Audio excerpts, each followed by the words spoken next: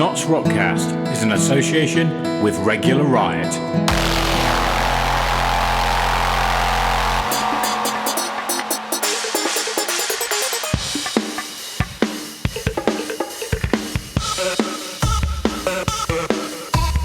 Welcome to NottsRockCast, the Notts Alternative Scene podcast.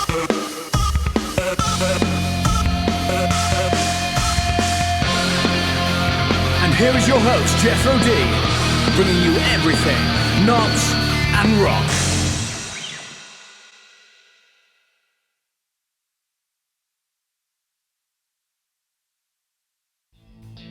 And welcome back to another week of NottsRockCast on YouTube.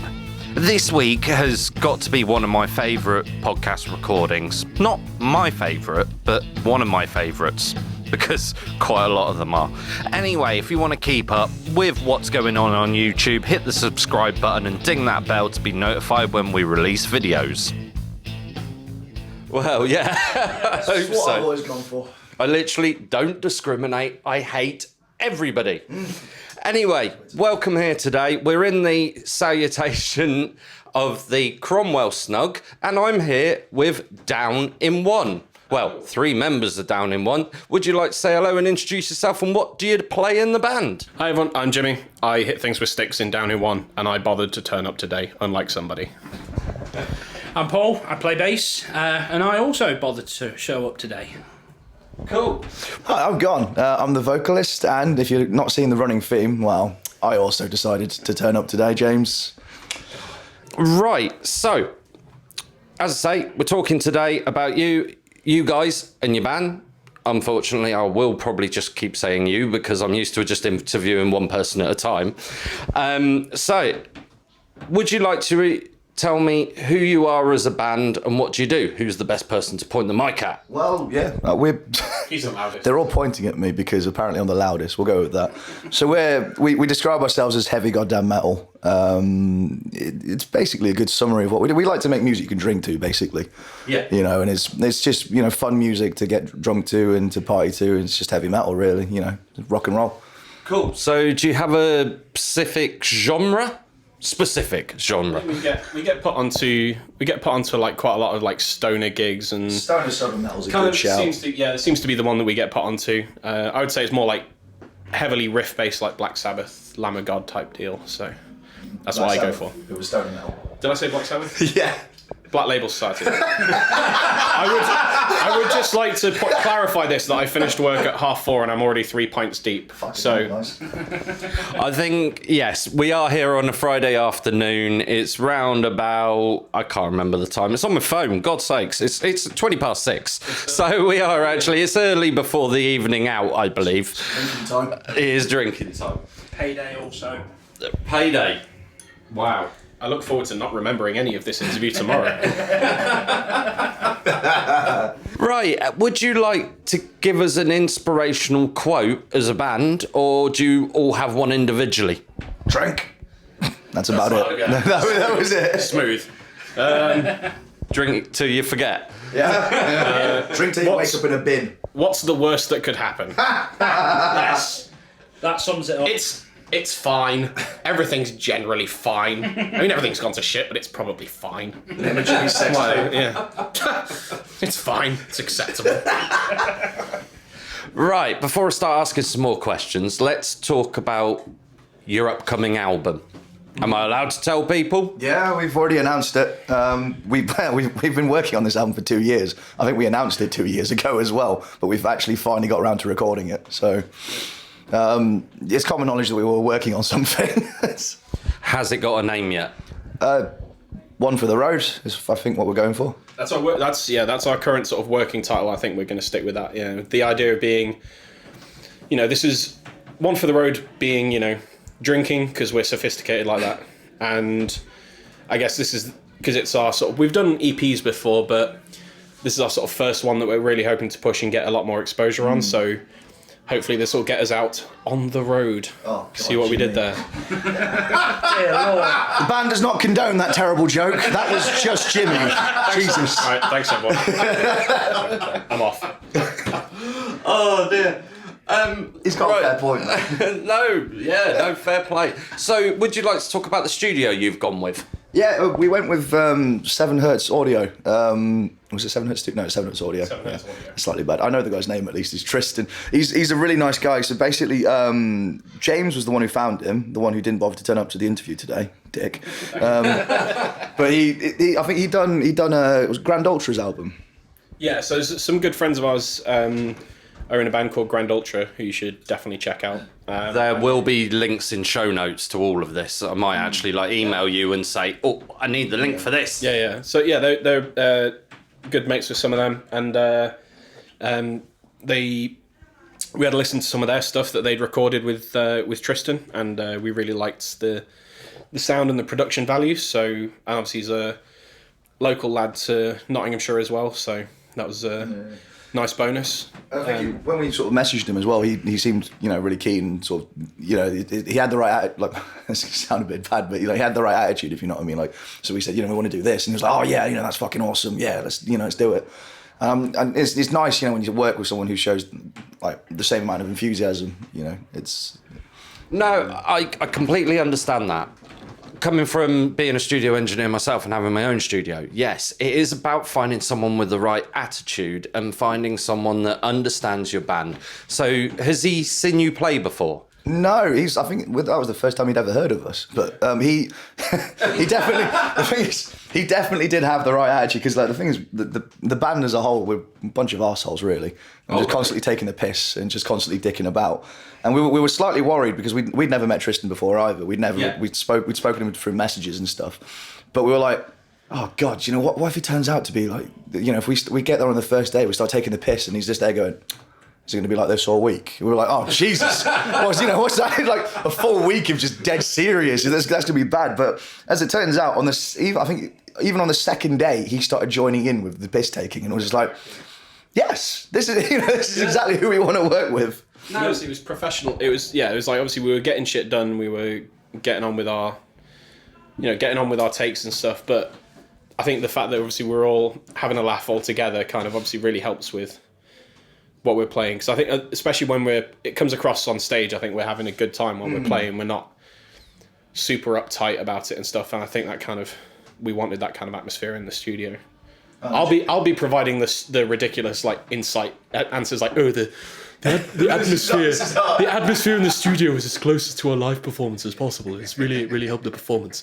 But he's not actually taking the piss. That's how he actually usually talks. Yeah, that's my normal voice. That's a real accent, yeah. But yeah, no, I think it was it definitely helped with the obviously we're having a laugh while we were recording it, so it barely seemed like a chore. We were doing like 12-hour days and stuff, but it was a good week. It was a good fun week. It was a lot of piss taking, but we got the work done, and it's sounding incredible. I think we got it done really quickly as well. How many songs? 9 songs. 9 songs, and you done them in a week? Not quite. We finished basically. Somebody's voice decided to break. The tracking. I would put it as it was so brutal, my vocals, that it took me more than a couple of days, because I managed to burn my voice out. In fact, if I sound a little bit husky right now, it's because that's from recording the day before. But we've got we finished pretty much everything except my vocals in the week, which is a point of piss taking, I suppose. But no, it's we want to get it right though. Yeah, we've got one song left to do with vocals, and we've got vocals and backing vocals left to do on one song, and then a few little bits adding up here and there. So I think we've got one more session booked, and then we should be all good, and then it's off for mixing and mastering. Yeah, and eventually release once we get around to it. Once we can be asked. Disorganised bunch of drunken bastards. Just say it. Yeah. So you're going with the same guy to do the mixing and mastering?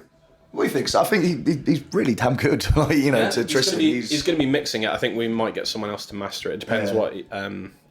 Still need to have a chat with him about it, but he's definitely been mixing it. We've given him some ideas of the kind of sound and the kind of albums we really like and what we're kind of going for, more like a kind of Orange Goblin type sound rather than I think what I originally said to him, which was not very helpful, was could we get somewhere between early 90s black metal and Dark Side of the Moon, somewhere in the middle, somewhere between, just somewhere, nicely in the middle of those two production values would be ace. I've got to be honest, that is really quite broad.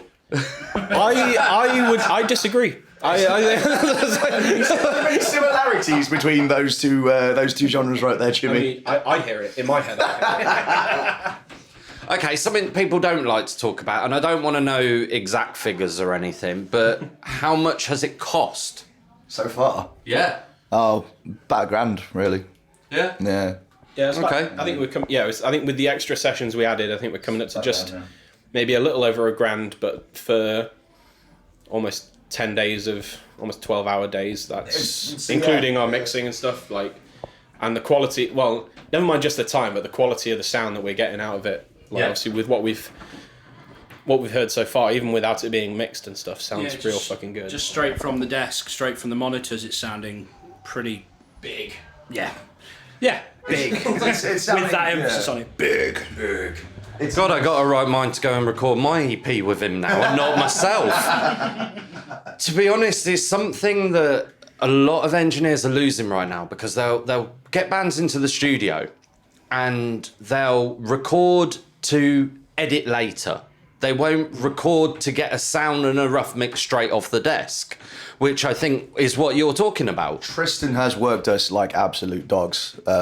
He will sit there and make sure you get the right take. And I think it's really shown through in the songs that we've recorded.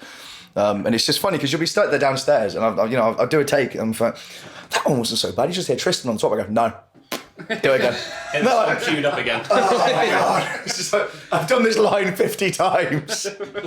There was because I did a track of the rhythm guitars as well as the bass, just to fatten the sound out a bit. And there was one specific song that took probably about 10 times as long as the rest of the songs put together, probably, but it nearly broke me. But the outcome was worth it, because he pushed me to get the actual right tone out of the riff. He pushed me to play it right. Yes.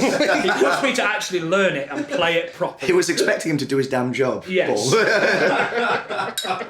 And one thing I will say, just to keep putting him over, if I can start using wrestling terms now, 5 pints in,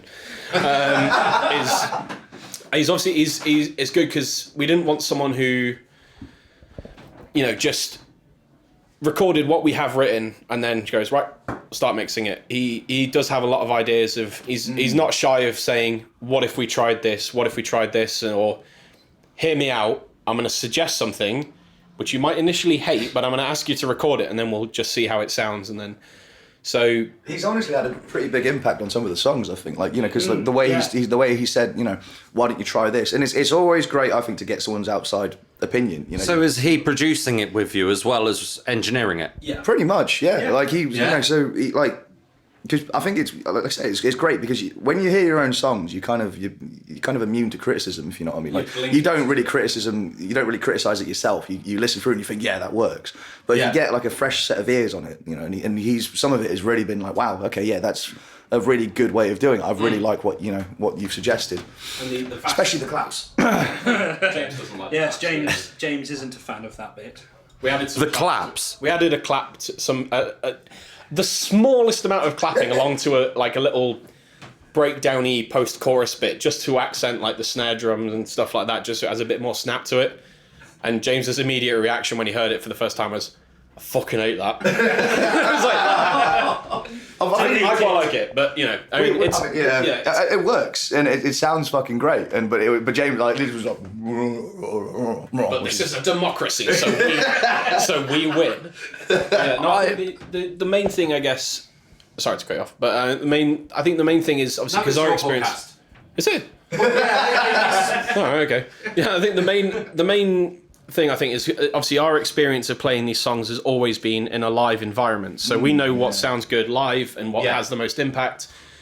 But when you record and you have just one guitar, one bass, one drums, one vocal line, then it's when you hear it back, it's like, yeah, obviously with the live sound and the energy of the performance and everything, that's brilliant. But when you listen back to it, you think, oh, you could really accent that little bit here, or that outro just sounds a bit empty without those little extra little guitar leads, or doing something slightly different on the drums the second time through, because obviously this is when you record it, obviously that's a more permanent thing. So you want it to be the best version of that song that it can be. Do you know why it's called recording? No, do enlighten me. Right, basically, what you're doing, and this is why they started calling it recording, is you're making a record of your music. I'll be honest, I was expecting something far more profound. Why about that? It's like, did you know that... record is the Greek word for something. Yeah. Record is Latin for getting... It's a Latin for getting a better performance on vinyl than it is live. Which is weird that they came up with that long ago. But No, literally, it is just putting music into the records, as in the Hall of Records or something like that. Yeah. Right, from a personal opinion, I do want to ask this. Considering you just said you've played live and you've never recorded in a studio, or you haven't heard it recorded in a studio, did you use a click? And I will point this at the drummer. Yes, I did. I don't see any problem with using it. I mean, you hear, I don't know, you can get super fancy with a recording of people going, oh, well, I really wanted a drummer who plays ahead of the beat or plays behind the beat. And I'm like, ugh, well, okay. I mean, I played along with the click to make sure that I had pretty much each bar I started at the right point, but I was also playing along to the guitar tracks because most of the way that I play, I'm not Thomas Hark, I'm not, Chris Adler, I'm not this timing machine. Like, most of my playing comes from feel, so I don't sit back and go, right, I am going to play like a metronome and everyone else has to go around me. Like, especially when we play live, I kind of vibe off the feeling of the guitars. Like, I'll hit certain notes harder than others to sort of accentuate the riff. So I had a click track to make sure that generally I was in time, but I wasn't playing to the click track, if that makes sense. I was playing to the guitar riff and basing it off that, and then tuning in on the click track every now and then to make sure, am I actually playing in time? See, I completely agree with that, and I have this what's the word? I can't think of it right now. But there's a lot of situations where people will say, "Oh, I don't play to a click. Real musicians don't need to play to a click." But let me just accentuate on this a bit more. When you writing, you need guidelines. You may not stay within them guidelines. Your G tails may go under. Your T's may go over, but you need guidelines. So is that kind of how you felt like? Yeah, so there's an overall framework of I start the song on beat 1 and I should end it on, the last beat of the last bar. Like, it should generally be in time so you can listen to it, but the feel of the song, there's a bit of leeway as you go to kind of fit the groove of the song. Yeah, exactly. Yeah, it's guidelines not. You land it where you want to land it, and I think this is something that bands shy away from studio performances because they feel like, oh, I need to hit that snare every time that thing goes. Boop. Yeah. The thing with our band is that we want to play everything that sounds coherent, but one of the key words in our band is groove.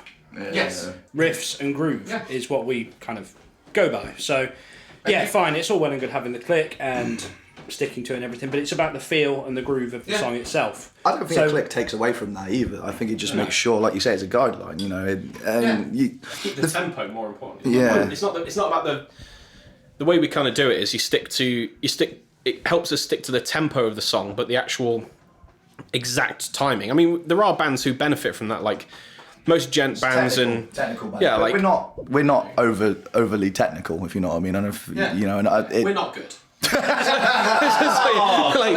not musicians. I have seen you all live numerous times.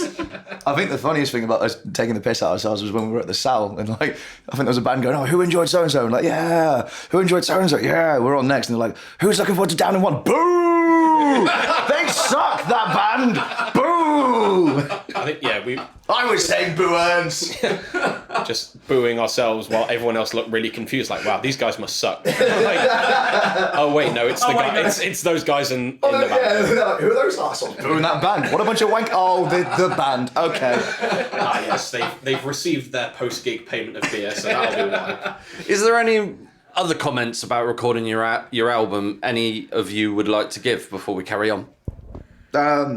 It was fun. Yeah, it's been a blast. That's what it's been something I've always wanted to do. Like, this is the first time I've had any formal, proper, I'm making quote marks with my fingers, proper recording time in the studio, and it's something I've always wanted to do, and I've loved every minute of it. I mean, we've recorded, like obviously with we did 2 EPs before this. Earlier phases of the band, we've recorded 2 EPs, and they were obviously we're proud of what we did at the time, but it was kind of, they were very much like, we're doing these EPs, we want to get these 2 or 3 songs recorded, we just want to get something out there in the early stages of the band, so we have something to sell, so that we become famous and rich, which obviously panned out brilliantly. How's that I know. I can't wait to move back to my mansion after we're finished with this. But I mean, this is obviously, I know. But this is like, this is where, obviously this is something that we want to have as our proper legacy, because the original EPs, we did 100 of each. I think this album is what Down in One is all about. I think because we've, without wanting to sort of marginalise or make the input of previous lineups, because they made the band who we are now. But I think when James and Paul joined the band, they really made it their sound. They really added something to it. And I think the sound now is something I'm completely happy with. Again, not to say that previous what we did previously was bad, but I think that it's progressing in the right direction. Exactly. Yeah. That's exactly it. Down in One as what I want to do musically, is what I want to hear when I hear my own band. Yeah. Now with this lineup, it's just absolutely fucking beautiful, to be honest. And cool. I think this album is a great representation. And again, it's the album because half of it was new songs that James wrote, and half of it was our old material. And I think that's a pretty perfect summation of what the album is. It's half where we've come from, and half a sort of memorial and dedication to sort of the previous guys we've had in the band who've made their mark and made what we are now. But it's also half of what we're going to do, what we want to be. Yeah. Because going forward, James is one of the main sort of riff writers, and it's half a representation of what he's capable of doing, and it's just fantastic. I think Well, with a genuinely coherent answer. Sorry, not to ruin your kind of very nice, beautifully poetic speech, but I was just sat here like, he's never this coherent normally. Look at him. He said something nice. What's wrong with him? Exactly. I was like, he's being awfully complimentary. Well, he has. He has literally just come from work, and that's his first pint. Yeah. That would explain it, because this is have you ever had someone stop an interview midway to go and get a pint from the bar? No, but you can walk out and then we can talk about you whilst leaving it recorded. I would rag on you, Jimmy. I would not leave this room. I would rather stay. How about we all go and get a pint? I'm fine. I can only have the one I wrote in. So. How about I ask you one more question, then we'll take this as the first half, because I think I've got a lot of material here, and then we'll all go get a pint, and then we'll come back for the second half. Well, I'll have a lemonade, but someone's biking. Yes, that's exactly why. So what hurdles have you personally faced, and how did you overcome them? It's a good question.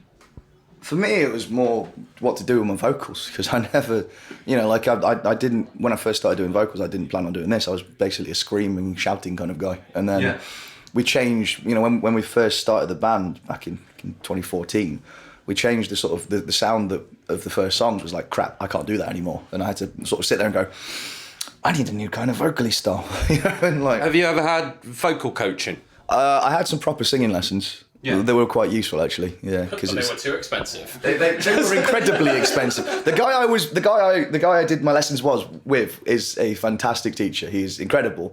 Unfortunately, at the time, I was poor and couldn't afford any more lessons. Did you want to say who it was? It's Mark Graham. Yeah. Yeah, and he's worth it. Oh, he's a fantastic teacher. Right, okay. No, he's a good teacher. And he's in Notts? Yeah, he's all right, I might give him a look up and see if I can get him on the podcast. Yeah, no, he's worth it. He's a really nice guy, really good teacher, but like I say, I was there like, can't afford this. Like, got to eat this month. So any other hurdles or anything that... I mean, I'm colourblind, so God, that affects me like no end, playing the drums. I mean, God, I don't know what I'm doing with my life, Why, your tom's clear and your snare's white and you can't tell the difference. Yeah, man. He's colour labelled them what he's colourblind to, which doesn't help matters. Yeah, like the lights in the studio is like red is recording but green isn't. It's a whole thing. places actually still have that? I don't know. I wouldn't know. It's all grey. Right, okay, we're going to go grab a pint and have a break for 2 seconds. I'm probably going to have a cigarette, seeing as I'm chilled out. And then we'll come back for the second section, which is Knots and Rock. Cool. To the bar.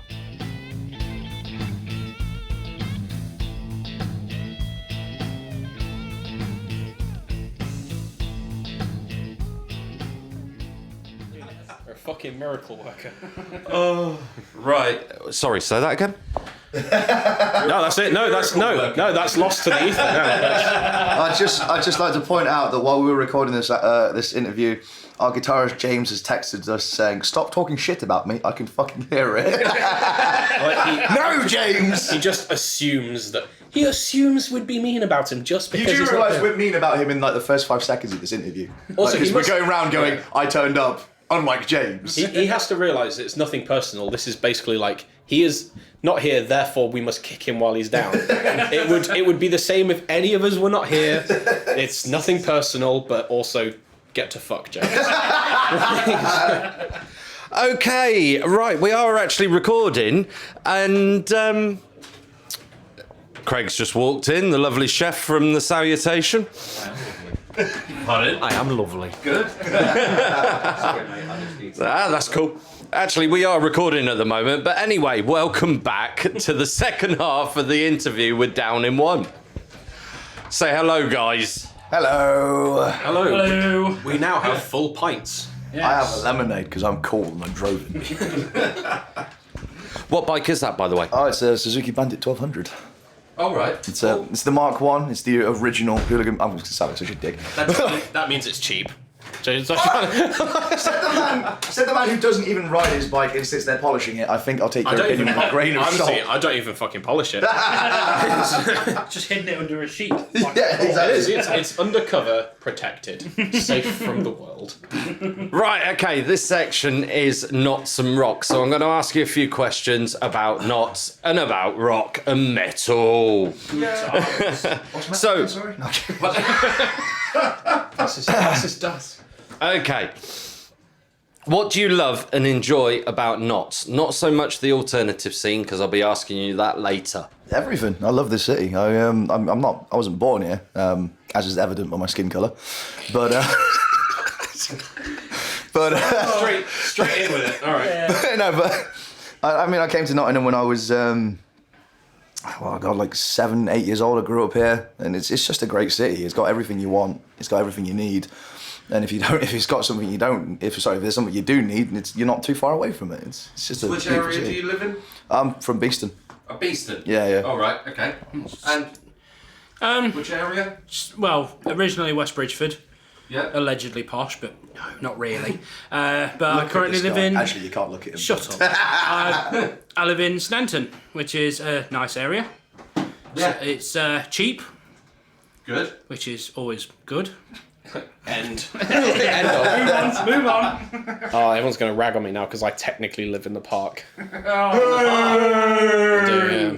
All right. I know the front door of my flat opens onto a road that isn't the park, and the car park opens onto a road which technically is the park, which means I have to pay like £100 a year to keep the gas lights on in the park, which is ridiculous. Because it's the largest gaslit area in all of Europe. Oh, shut up, Jimmy. That's my real voice coming out again.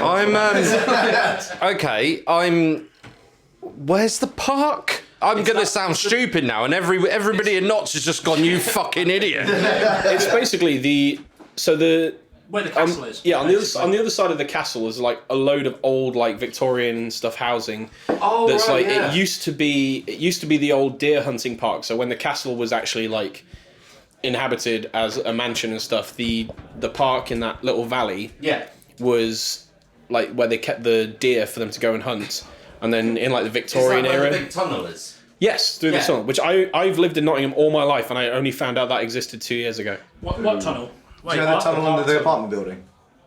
It's part of the cave. It's a massive like sandstone tunnel that it's goes awesome. from the park through the cliff up into the city centre. That's like usually nowadays They is dug it out to get horses through. yeah, Oh. because Yeah. horses can't climb cliffs apparently. Trust me, I need to go and get there myself. I actually haven't been. Matthew Wilson, one of my other podcast chatters. I keep saying interview. Freaking hate saying that.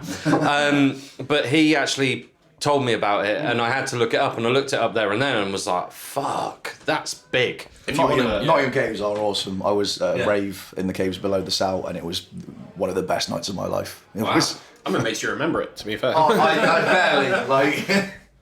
But yeah, the cave, the Park Tunnel's pretty cool, but it's usually full of like gruff-looking teenagers. So a person of my age doesn't want to go walk through there at night now because I feel threatened by the youth. Do you cross the road from them, or do you start furiously dabbing to try and become one of them? Just walking along, like, I'm one of you. What's up, youths? Hello, fellow kids.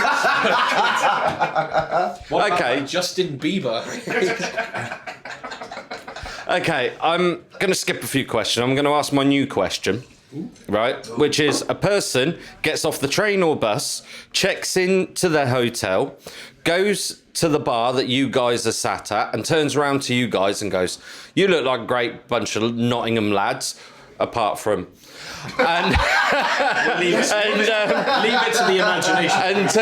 And turns around and goes, "After I finish my pint, where's the one place you suggest I should go?" I would say the assumption being that we're probably in the tap, and therefore I would say to them, "You should stay here." Yeah. Oh, wow. There's a twist on the question. Don't go anywhere. Stay here because we are in the tap in that scenario. In fairness, the hotel opposite the tap is quite posh looking.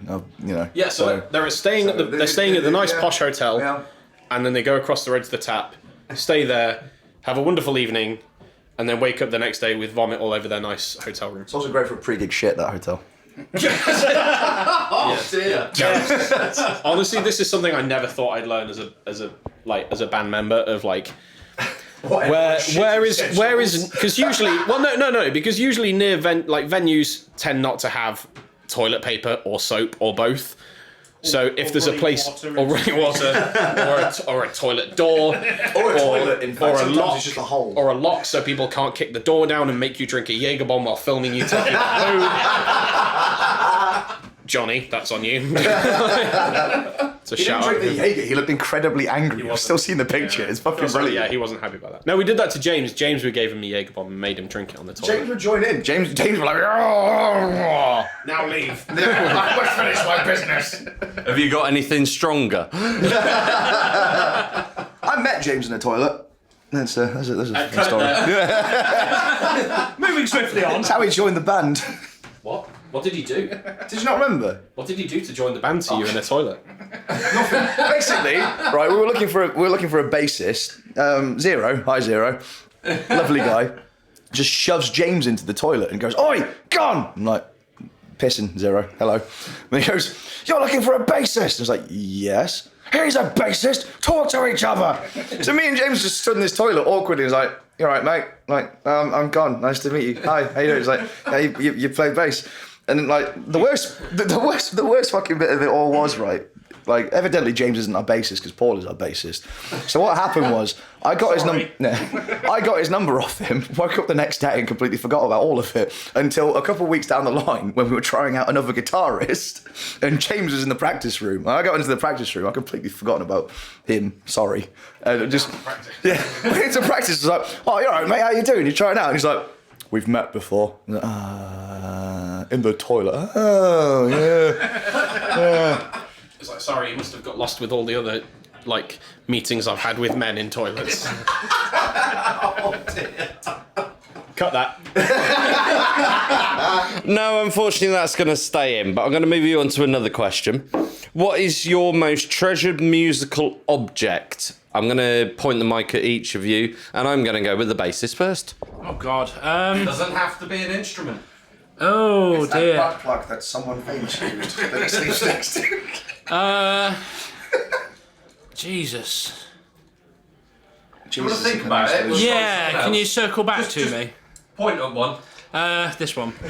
As you took a drink, you twat. I've got a Gibson SG that I love to bits. Yeah? Yeah. Where'd you get it from? Years ago from one of the music shops. It was my first proper electric guitar. Yeah. And you don't play guitar in a band? No? I don't play, not anymore. No, I got lazy. Because me and Jimmy The band I used to play guitar with me and Jimmy, because we've known each other since we were like 15, 14. Yeah. So I used to play guitar in a band with Jimmy years and years ago. Then he disappeared after uni. 14 and you were 35. You're old, man. You're like 2 years younger than me. Like 2 years, just because I'm fucking 30. And don't you forget it. Okay, so how much dust has this guitar got? Not a lot, actually. I still play my guitars and stuff. Yeah. It's just I don't play in a band anymore because I can't be asked lifting an amp about. Yeah? Is it hard work? Like It's- taking your mic about? Yeah. It's loads. In fact, most of the time they've got a what's it called? A microphone at the place ready for me. So I'm there just like What's it called? A microphone.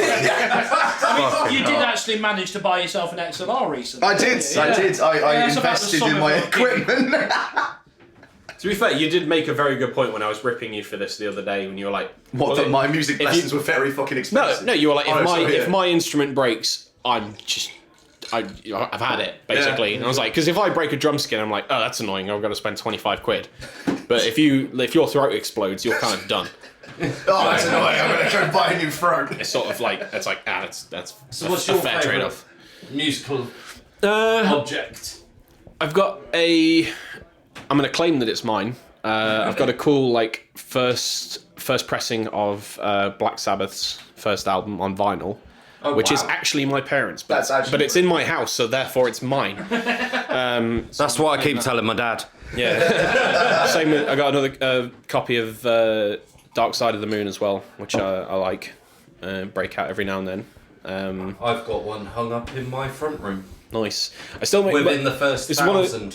One of the things I got told is like one of the best musical experiences ever by my parents was listening to, with the lights completely turned off, like listening to Dark Side of the Moon with like big headphones or something and just listen to it at full blast in like complete darkness. How many drugs will they also want?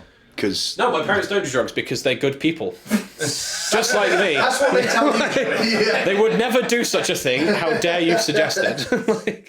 Have you thought of it yet? I have, yes, actually. Go on then. It's kind of two of the same thing, basically. One is a Genesis t-shirt that my father got at a gig while my mother was pregnant with me. I thought she you were was going to say there. at which you were conceived. Well, no. He was wearing the No, t-shirt while doing the deed. Sorry. You've just Sorry. You've sullied the entire Soiled thing. the t-shirt. Yes. No. Covered with your potential brothers and sisters. Yeah, Definitely cut that out. Sorry, ruined your emotional story. No, so yeah, Genesis t-shirt that my parents got while they were at a gig while my mum was pregnant with me. And in the same vein, a Machine Head t-shirt that my now ex bought while we were at a gig while she was pregnant with my daughter. Oh. So there's a bit of nostalgia there, but both of those items are in safe storage for obvious reasons. Yes. Because you don't trust us. Yes. So just ruin your stuff. Yes. It's ourselves as well. We would ruin each other's most loved possessions. but we we would mock wouldn't them, know, but Genesis t-shirt, rip. Vom. Okay, as a band, name another band or artist that has influenced your music.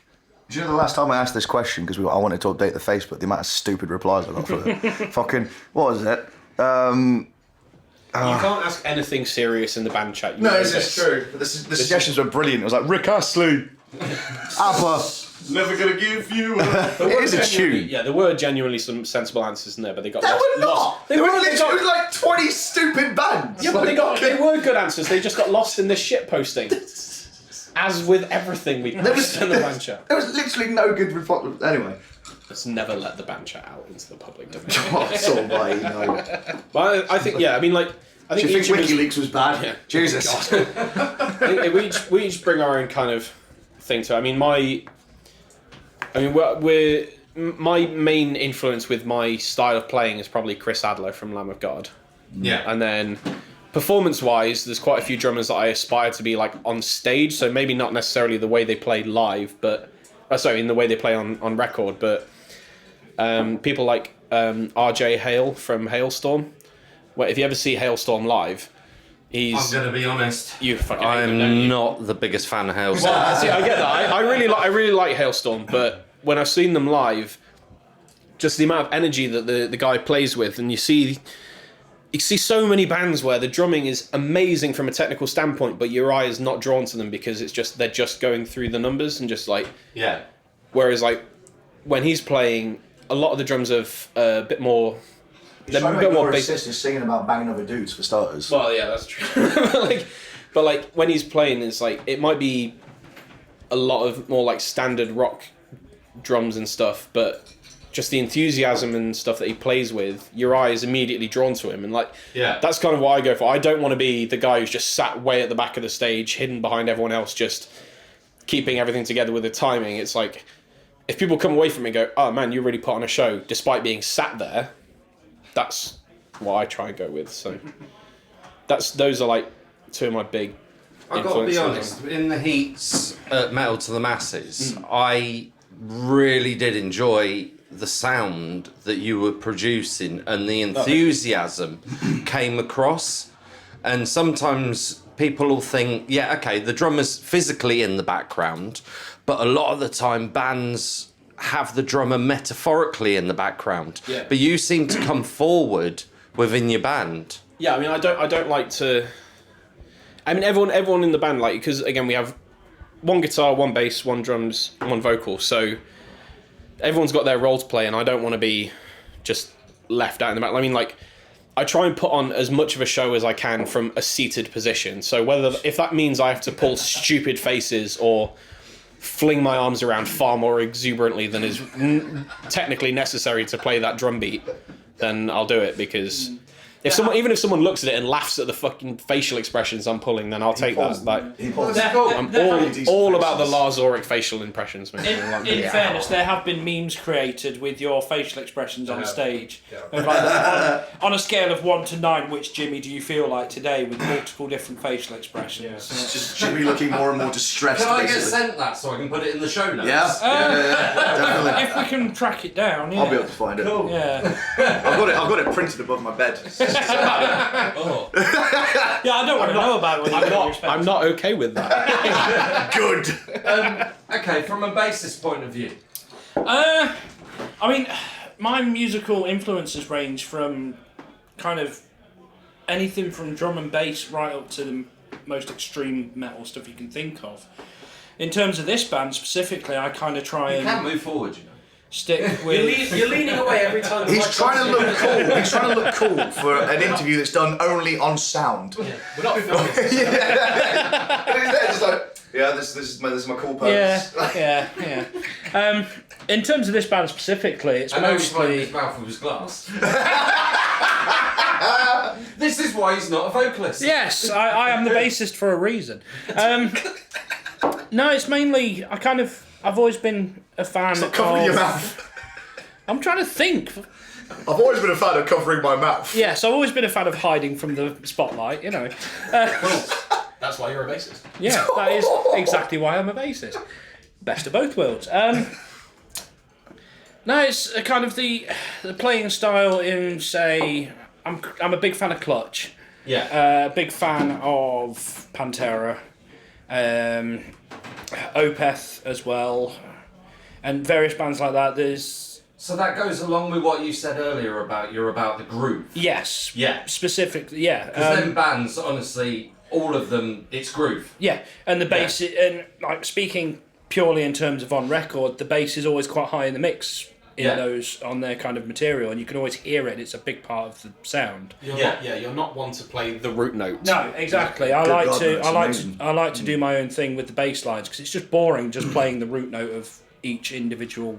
We covered Fire It Up once. Paul wasn't pleased with that. No, my first ever gig with the band, we were forced to play a cover of Fire It Up by Black Label. Well, weren't forced, but we played a cover of Fire It Up by Black Label Society. Great song. Good song. Good song, yeah. Really fucking boring to play. I think in the entire song there's 3 different frets involved. What, on bass? Right. Yeah. And it's the same 3 frets for about 5 minutes. Yeah. On bass. And yeah, it's you weren't really, happy. Yeah, I was not happy. I think that's one of the things. I'm like, again, because it's going to be weird to say nice things about people, but what I quite like about Paul's bass playing, especially because obviously me and Paul doing the rhythm section, aka the best section. Yes.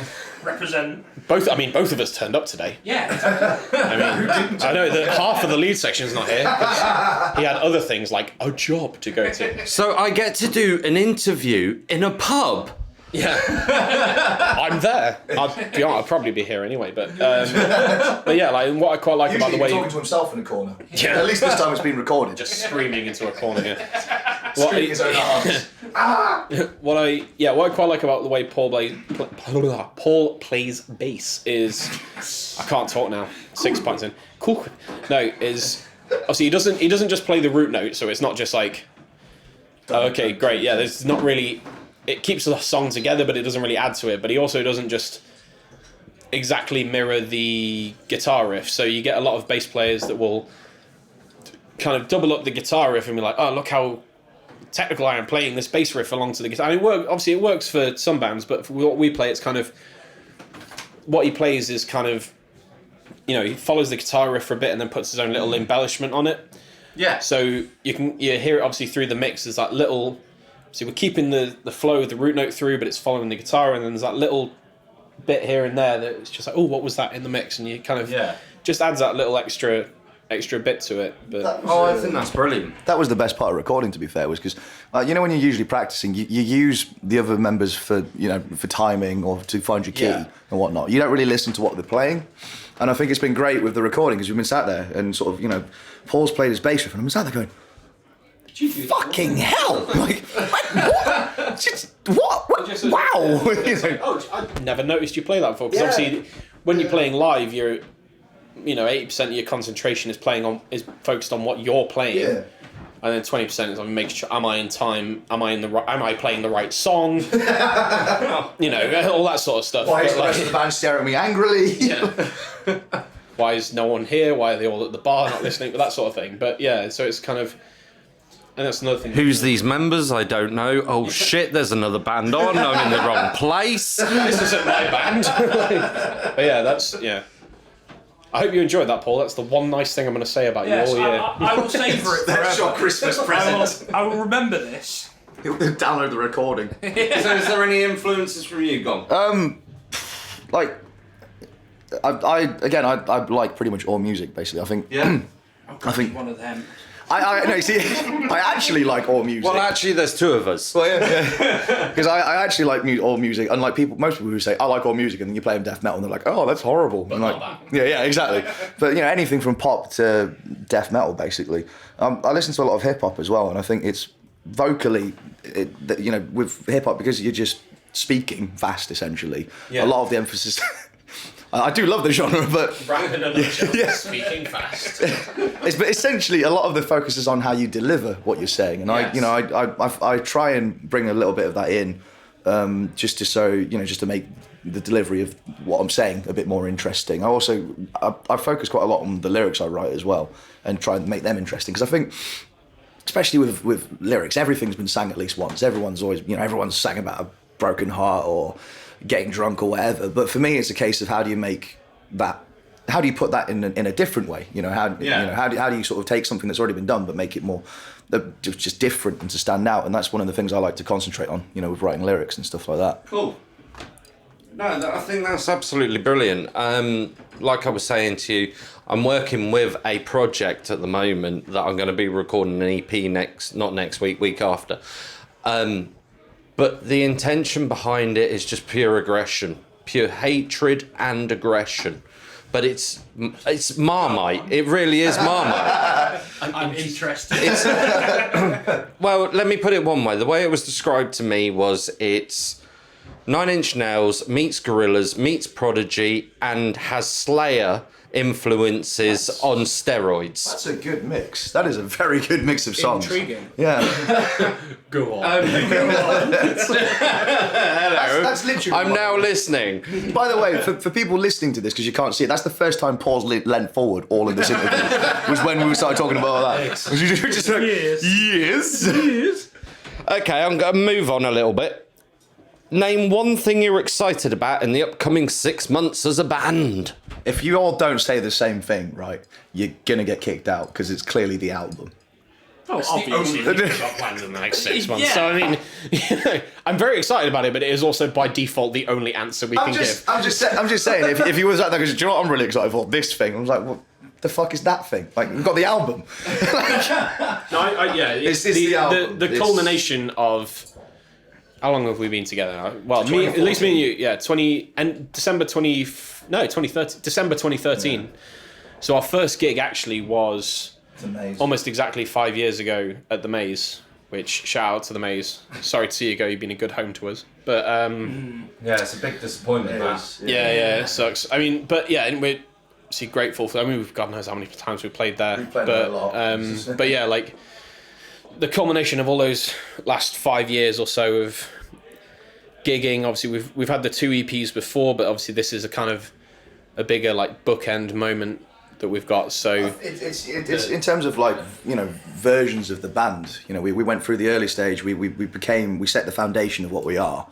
But then, you know, again with the addition of James and Paul, who really fucking just knocked out of the park when they started. You know, this is kind of like the culmination of everything, and it's a lineup that I'm insanely proud of, to be honest. And you know, it's been beautiful getting all of that down onto the record, because I think it really shines through. That, you know, I think the album's going to be awesome. I can't wait to hear it. And you've had great fun doing it. Yeah. I mean, I wouldn't. Paul played so much GoldenEye while we were recording. Brilliant. Paul just sat there in an NRC-022. Actually, do you know what? Let's just say, I know. The best thing about recording it at 7Hz Audio, as the ultimate plug for that, is when you're not doing your takes, Tristan has an N64 with massive TV, so you can just sit there while you're not actually tracking anything, just playing GoldenEye, Pokemon Stadium. What else did you play? Everything. I will just add, in my own defence, I had the time to do that because I actually got my shit done in a day. What are you fucking staring at me for, man? Yeah. Hold on. I'm just going to ask one sideline question. Yes, you got your shit done in a day, but when was the last time you replaced your strings?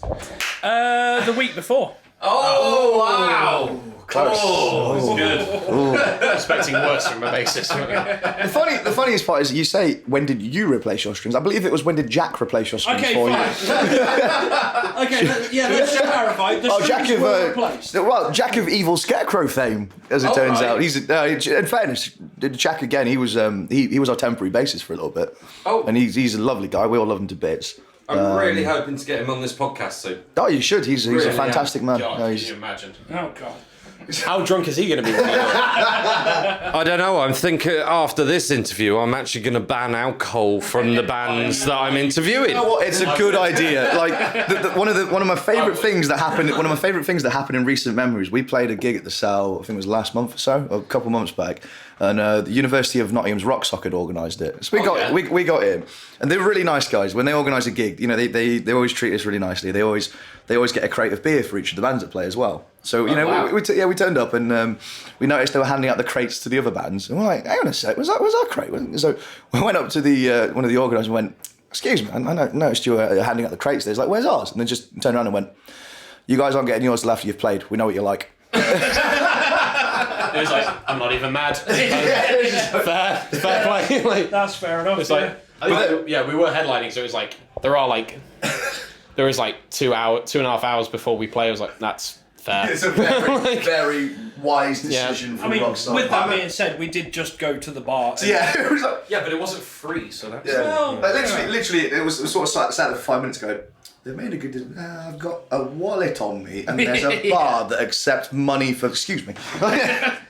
I'm actually going to say there is a band listening now, and I know 2 of them definitely listen each week, and I'm going to say not drinking before a gig tends to help. Wrong. And they're actually all gonna say exactly what you said. Well, no, there's a sweet spot. It's like, you know when you play There's that Paul? old thing called Dutch courage. And I find there's a sweet spot, and it's usually about 6 pints for me. Do you know when you play pool, right? And you have 2 or 3 pints, and suddenly you are like the Stephen Henry of pool. You are like the world's best pool player. Sorry, I realised not many people are into snooker nowadays, but Hang on, it's gone from pool to snooker. They're the same thing. How How many professional pool players do you know? I don't know. That's why we're Stephen Henry. But like, I imagine the skills are transferable. exactly. Like, yeah, but you have like 3 pints and you're like God's gift to fucking pool, and then you go over that and you don't know what a ball is. It's the same with playing a gig. I find. Like, I find if I have a couple of pints, I'm in it. But if I go on sober, I'm just like, this is a bit weird. And if I have too much, I'm just stumbling around going, I can't remember my lines. I'm usually the person, because I own the biggest car and the most amount of equipment, so by default I'm the one who ends up driving. Yeah. So it's always watch everyone else have a few pints beforehand while I'm necking water, and then I'll have 1 or 2 stage beers depending on, like, I'll have a pint or like 2 bottles or something, and then while I'm playing, and then I'm usually done. So I don't get the. So you guys all have like a fairly set amount that you might go through before we start playing, and then James just kind of goes like, I'm going to drink all the whiskey in this place because he can't play sober or something.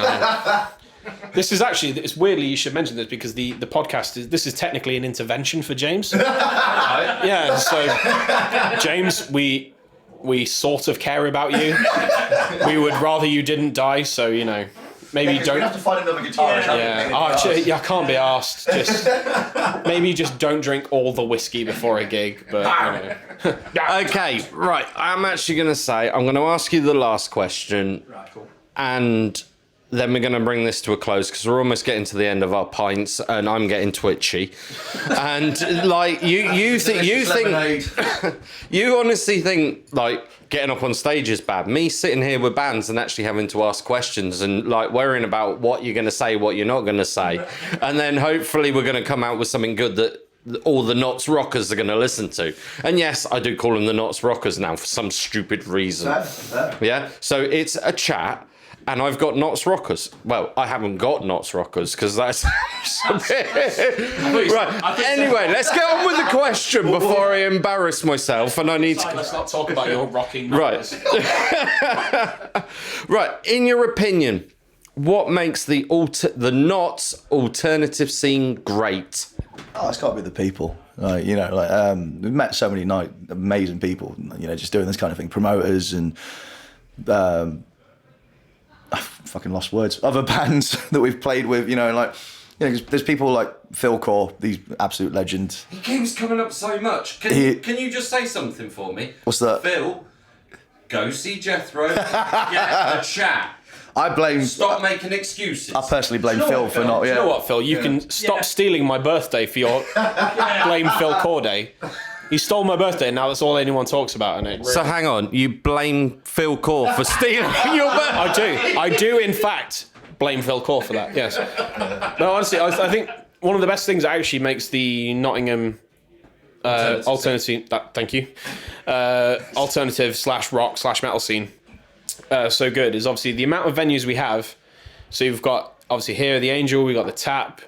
Alberts have recently started doing more and more gigs. So there's the pleasure of playing there quite recently. A nice big, a good, decent sized stage as well. There's a lot of venues, but I guess if anything, it's not just, obviously there's loads of great local bands, but because of Nottingham's location, it's very easy to for other bands to travel down to play. So we've played gigs with bands who's travelled down for the evening from like Newcastle or from Liverpool or something, which it's a long drive, but it's nowhere near the hassle of them driving down, say, London or anywhere down south. So it's kind of catching outside. Yeah. This is why I keep catching outside bands and keep saying to them, "Oh, have a listen to the podcast." I do guest band songs, and every now and then when I'm at gigs, I'll definitely try and catch an interview with an outside band to find out what outsiders think inside. And like you're saying, it's brilliant that it's easy for them to get here, I think. Yeah, well, it just gives them there's a good sort of like catchment area, as it were, of bands, Well, it's true, yeah, because it's not just the local bands that make a scene, it's who you can draw in to support those bands or for you to support or, whatever, especially if like, obviously bands who go on a full tour, but people who maybe don't have the means to do a full tour, but they can afford to drive an hour down from Sheffield or something. Yeah. And equally, bands from Nottingham have that same opportunity to to go out quite easily for an evening here and there to those other venues and get to meet those bands and play with the local acts in those other towns, not just Nottingham, and then obviously make those connections with those bands. And then we've had gigs where, if for example, like Temple of Lies, band from Leicester, are incredible. I love those guys. We've played with them, and then we said, "Oh, you guys are awesome. Can you set us up with a gig in Leicester?" And it's just so easy to. With the location is to the Firebugs. Exactly, yeah. I mean, the Midlands in general is just great for metal. Like, you've got so many cities in close proximity that have got such great scenes. You got Sheffield, Leicester, Birmingham, Nottingham, and for a bit further out, Leeds. It's not that far away, and it's also Well, we don't speak of Mansfield. I've never felt welcome in Mansfield for some reason. Sorry, that was 2 bad jokes per thing. I'm only usually allowed 1. Sorry. Did you want to say anything more? No. No. I'm busy in my purpose. Now, let him speak. No, I mean, I've lived in Nottingham pretty much my whole life, apart from short jaunts elsewhere. But it's always been very close knit. Everyone knows everyone. The cliche is it's a family. Yeah, it's the only way to really describe it. Everyone knows everyone. All the gigs are always busy. All the bands know each other, so it's just very easy to get gigs. The venues. Well, can you tell everyone about the podcast? And like I say, it's the people, isn't it? At the end of the day, because it's the people we meet, the people we hang out with, and it just if you go to the Sal on like a Saturday night, you're bound to just run into just a bunch of nice people. Or the tap. I've definitely had no plans for a night out and thought I'll pop down to the tap or pop down to the Sal, and there's a fairly good chance I'll pop into someone I know, and then just be like, I'm here now to ruin your evening. Well, I've come here to jimmy your evening. Yes. I'm here. Sorry. The Paul Whitwell story. You know we should have that on posters, release the album. Like, we've released the album. Sorry. There you go. There's your ending line. We're down in 1, and we're sorry. I might do that as the opening line for the podcast. It's like, hi there, we're down in 1, and we're ever so sorry for everything. I think my first line in your best man speech was, "I'm sorry." Sure. Yeah, God was my best man at my wedding, and it started. Yeah, it pretty much was. I'll try not to swear, but sorry if I do. So this fucking guy. In general, it's just like, I think I wrote in the speech, it's like, I'm a little bit tipsy. I've had a couple, and then in the actuality, when I did give the speech, I stood there going, "This is my 10th prosecco." Like, hello. Right, okay. Before we bring this to a close, is there anyone you'd like to give a shout out to? Any special mentions of any special people? Yeah, James. Not James. Not James. No. James, you're a dick. We didn't give an anti-shout. We love you, really, sort of. Is there anyone else you haven't mentioned that you think deserves a shout out and possibly you want to get on the podcast? Can we just get Phil Corin, because I think that'd be very funny. I think that would be amazing. to get Phil Corin. I think that would be amazing. I'm going to start a fucking .gov petition. Can we sit in the? We won't say anything, but can we sit in the corner and just listen in on that? Judge. Because I would very much love to hear the uncut version of that interview. Just him ranting like, shut up. Yeah. Well, I've actually had an idea. How about I do a live podcast recording where I get an audience and then I'll put Phil Corin in the middle of the stage upstairs. Evening with Phil Corin. Evening with Phil Corin. Oh, I've never wanted to throw my money at something more than an evening with Phil Corin. Is there anything else you'd like to say before we bring this to a close anyway? Drink heavy. Buy the album when we get round to bothering to release it. Yeah. Yeah, both of those things. Yes, drink heavily and listen to our album. It tends to go hand in hand. Also support your scene, because we're losing places like the Maze and stuff, and it makes a huge difference. Don't go out and spend 120 quid to see Take That. Shit off. Drop a fiver every now and then just to go see a band that you may not have never heard of and enjoy. Even if you don't like them, you've lost a fiver. Big whoop. You might be pleasantly surprised, or you might end up at one of our shows. What's the worst that will happen? There you go. Rounded it back to the beginning. Brought it back. Job done. Right, thank you very much. This has been Down in One, in the salutation, on a couple of pints, and cheers, guys. Thank you for having us, man. Thank you. Thank you very much, Notts Rockers, for listening to NottsRockCast over YouTube. If you would like to check us out on your favourite podcast player, please search NottsRockCast. And don't forget, if you're on social media platforms, give us a like, give us a share. You'll find us at NottsRockCast. Anyway, till next time, keep it Notts, keep it rocks. NottsRockCast is an association with Regular Riot.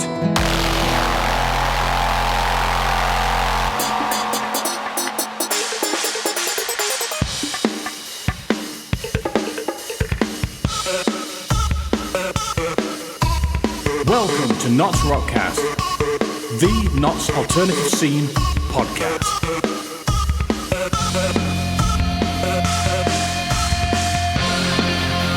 And here is your host, Jethro D, bringing you everything Notts and Rock.